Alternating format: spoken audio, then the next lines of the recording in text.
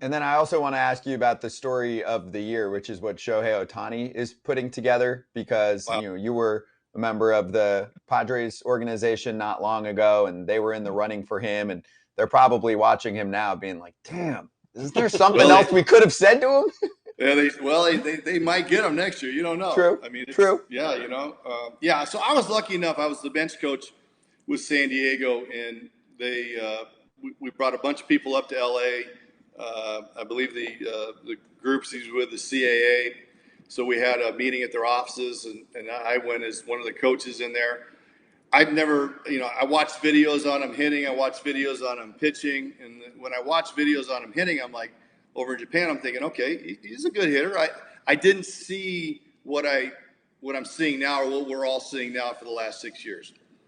Now, when he walked in the room, the first thing I thought, I was like, holy shit, man, this is one good looking guy. This guy's an actor. This guy should be on film. First of all, he's tall, good looking guy, and he carries himself like a true professional for how young he is, or was back when the time I met him. And I thought San Diego, I thought we had a hell of a meeting, and then obviously got the word that the Angels got him. But we were talking about before we started this podcast. The thing is that I saw about him hitting is I'm like, okay, I can see where he can be a good hitter, but it wasn't until latter part of spring training. I don't know if it was Albert Pujols or any of the hitting coaches there, talked him into stop doing the leg kick. The ball was getting on top of him, and he was getting jammed a lot.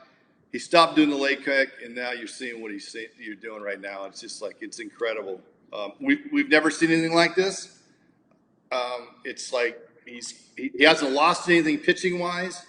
He's still throwing in upper 90s. He's got one day he's throwing the sweeper thing. One day he's throwing the splitter. It's just like he's so creative what he wants to do every time out on the mound. And then hitting wise, I mean, I can totally relate to what he's going through hitting wise, is because he's sitting there with so much confidence, and he knows that guy is putting the pressure on that ball trying to make a great pitch. And you're seeing a lot of pitches left over the middle of the plate. If you leave anything over the middle of the plate for him, sayonara, dude. It is. I mean, it's a bullet base hit, gap shot, or a homer, and it's so effortless. I think it was yesterday. He had a ground ball past second base, and he ran his ass off and turned it into a double. I mean, what, gentlemen, we need to all Major League Baseball. We need to embrace this, because we might never see this again in our lifetime. No, he's as close to like the perfect all-around player, pitcher, and hitter that we've ever seen. So what happened? Like, you weren't enough? You didn't show him some of the Dig Me videos from back in the day? What was the pitch? Hey, listen, I was just a lonely little bench coach. Looked at some videos, and I told him, like, man, you be one hell of a pitcher, And I think the thing is that San Diego really wanted him to play in the outfield, and they thought that he could play in the outfield and do the pitching. Again, this is before they switched it where the DH and the pitcher can stay in the game. So obviously things have changed since then.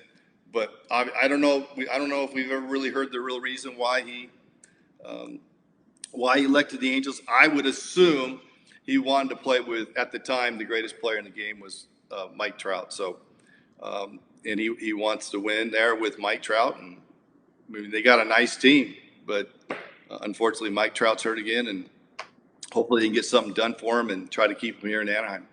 And I think back then that was the major disadvantage. You're in the National League, you don't have the DH to fall back on, right? Like, he's Right, trying to yeah, kind of back prove there, himself yeah. there. That's the real Yeah. game, though. That's the real game. I'm sorry. Listen. I wasn't a big fan of the DH. I didn't like DHing. The only time that I ever DH is if I was coming off an injury.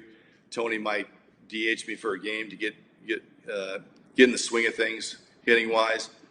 But I wasn't a big fan. And then when I got into coaching, then you really saw what really goes on. When you're a player, you're not, maybe AJ, because you're catching, you're more in on it, a lot of the moves and stuff, and you can see if a pitcher's not really having it.